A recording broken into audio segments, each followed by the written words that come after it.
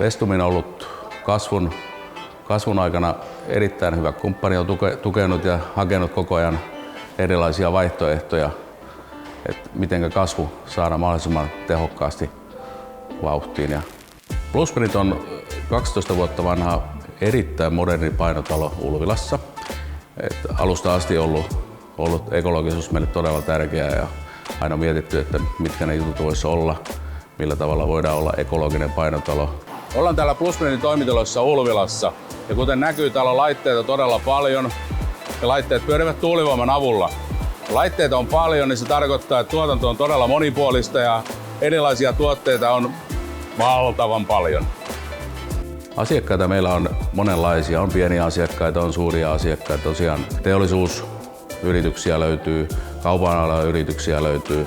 No, tuotteita löytyy sitten laidasta laitaan. Käyntikortit, messuosastot, tarrat, rollapit. Juuri tehtiin yrittäjäpäiville noin 30 messuosastoja ja kaikki oli aivan erilaisia. Että se oli meidän iso ponnistus, mikä on nyt viimeisin, mikä on tehty. Oma osaaminen on jossain muualla kuin talousasioissa. Ja Vestumilta on aina löytynyt apua, miten kehittää talousasioita eteenpäin.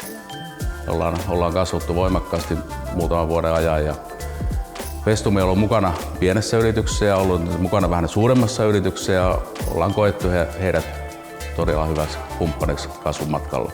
Ja yrittäminenhän on sitä, että tulee niitä ylämäkiä ja jostakin tuntuu, että niitä alamäkiäkin tulee silloin tällöin ja tosi mukavaa, että on semmoinen toimisto mukana tässä matkassa, että tosiaan löydetään sieltä kuopasta ne portaat ylöspäin ja sitten kun menee sitten hyvin, niin käydään niitäkin asioita läpi, että annetaan vähän jarrua, ettei mennäkään nyt vaan taas niin kuin innovatiivisesti, että ostaa sitä tätä että sekin on tosi hyvä juttu.